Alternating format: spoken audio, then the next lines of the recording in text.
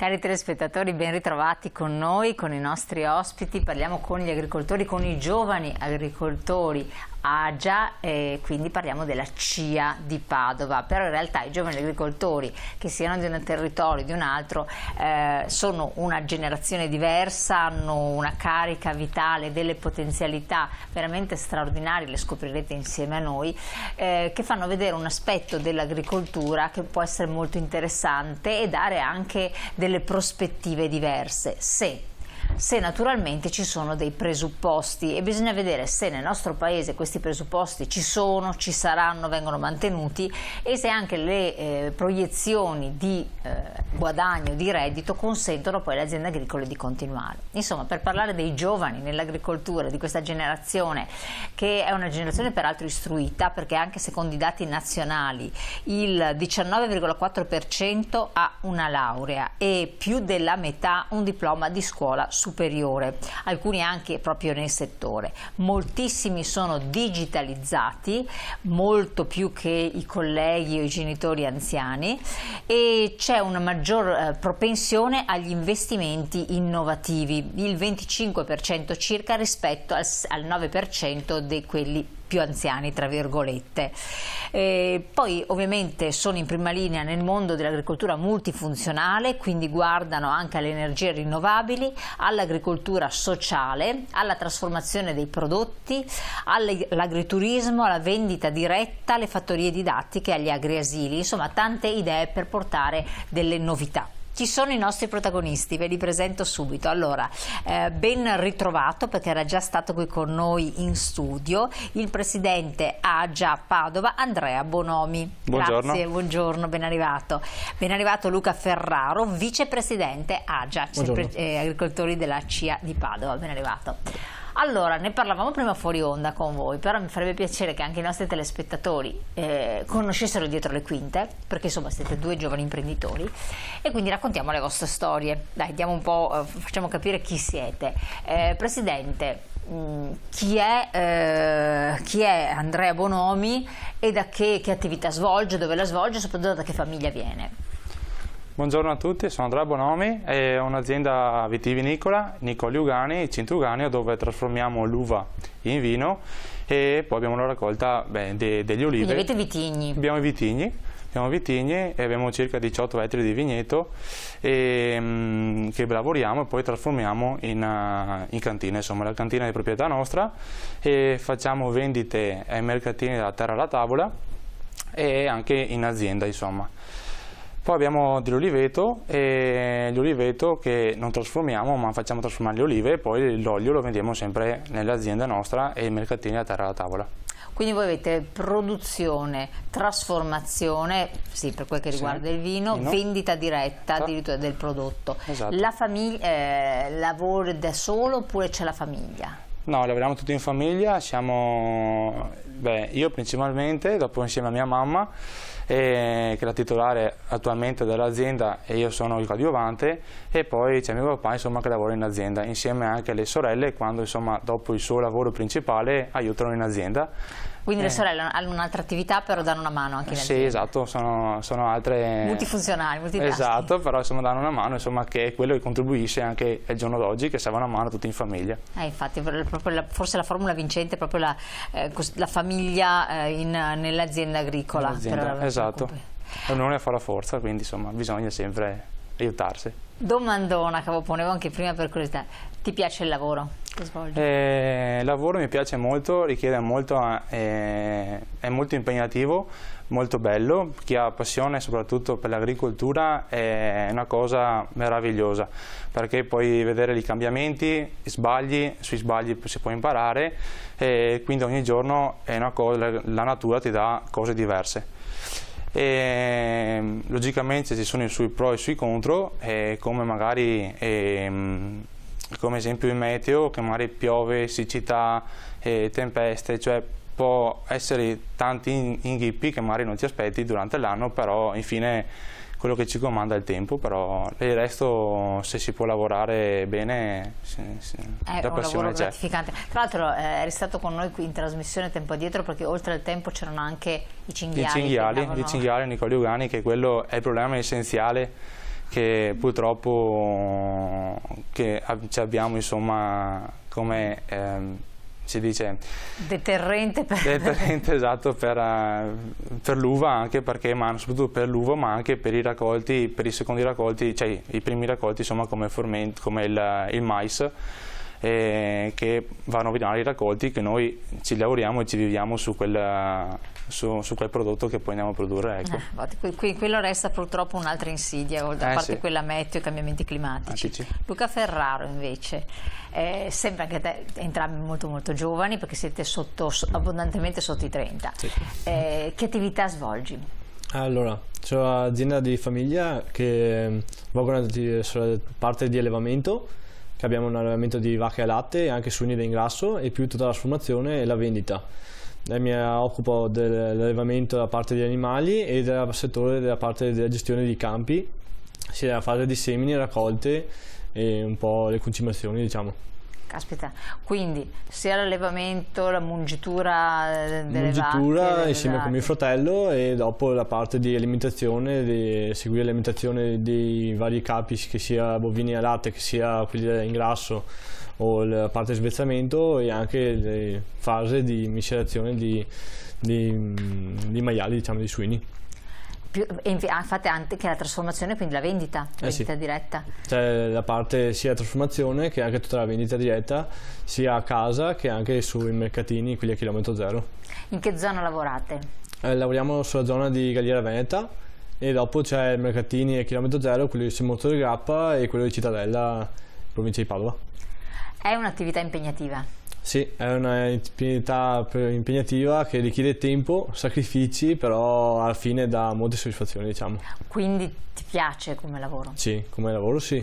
E tu semini un campo, diciamo, e alla fine della stagione vedi che hai portato a casa un prodotto e c'è la soddisfazione di aver raccolto quel prodotto e l'hai coltivato tu, diciamo. Anche gli alimenti che dai alla vacca dopo, vedi che producono qualità di latte buono e anche una determinata quantità, diciamo, che dopo hai un buon risultato a finale sulla filiera, con un buon gusto anche dei formaggi che gli dà alla fine il prodotto.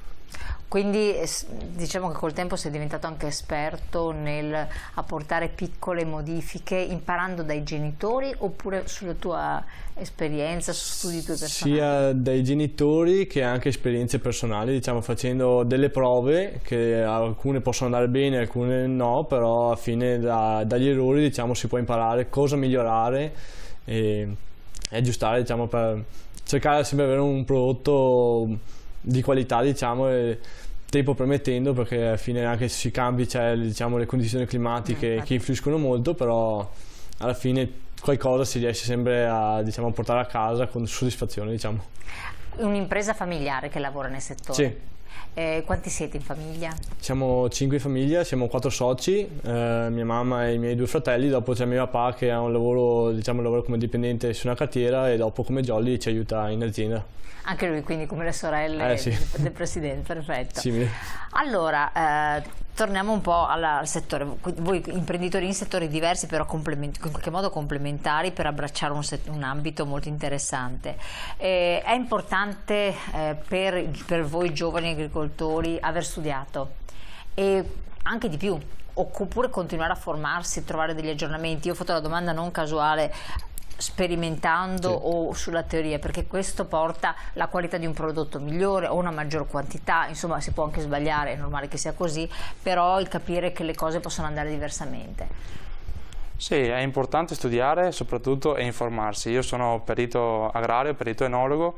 Quindi proprio nel settore. Nel settore, esatto. E quindi è importante studiare, vedere, informarsi per migliorare sempre il prodotto e anche soprattutto anche le malattie che sorgono nei problemi, insomma, in vigneto oppure altre culture.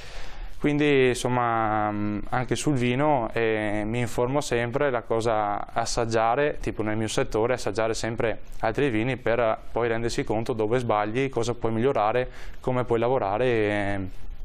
quindi insomma è una cosa importante anche studiare, informarsi sempre.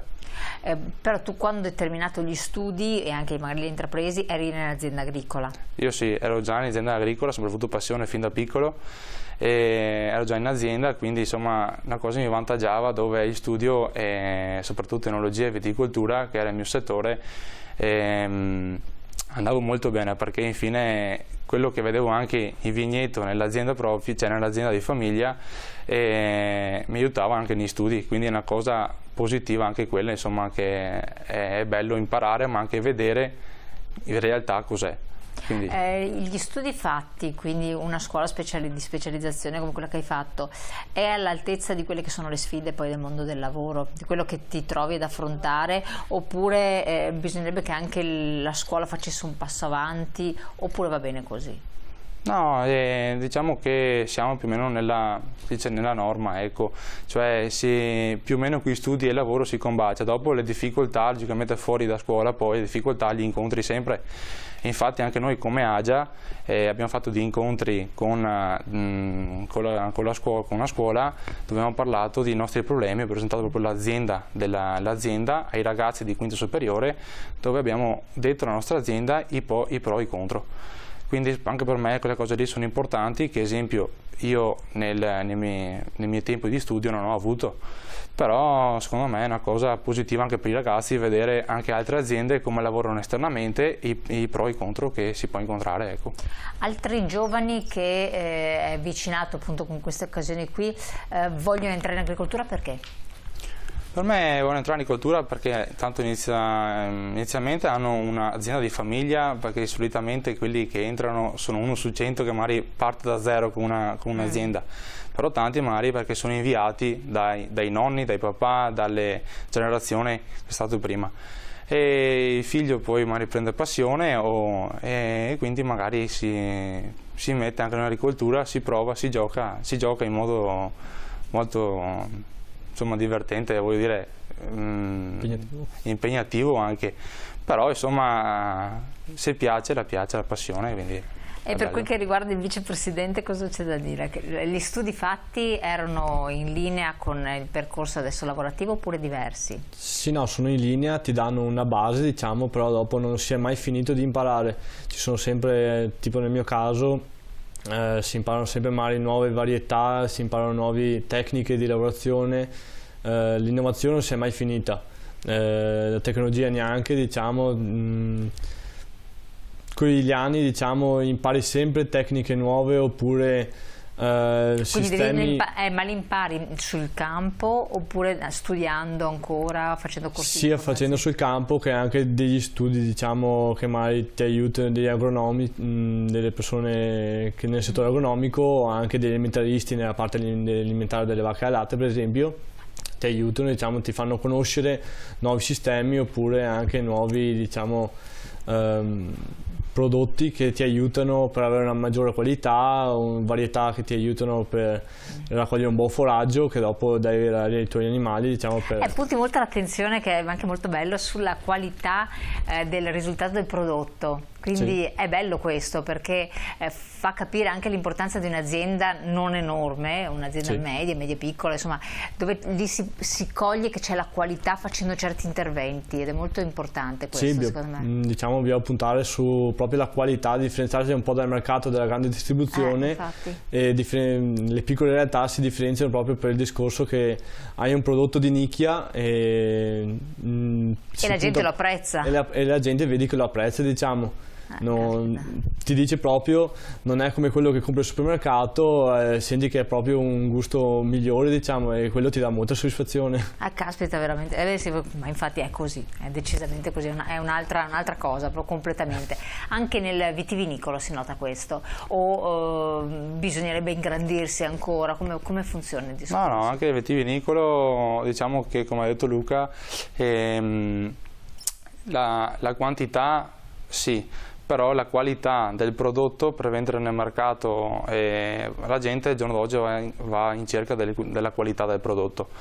Quindi è importante lavorare sempre su qualità, avere sempre nuove tecnologie e essere sempre all'avanguardia con tutti i macchinari, quindi avere una qualità del prodotto per poi distribuire e che la gente sia contenta, ecco, e e logicamente si deve migliorare ogni giorno per portare a casa il prodotto migliore, ecco. Certo. Allora, soddisfazione, gratificazione dei risultati che si ottengono, ma anche le persone stesse che danno un riscontro. Vediamo altri tipi di riscontro, se ci sono anche di tipo economico e quindi in proiezione, se sono attività che possono, che è importantissimo, durare nel tempo. Pubblicità qualche secondo, restate con noi, ci vediamo tra poco.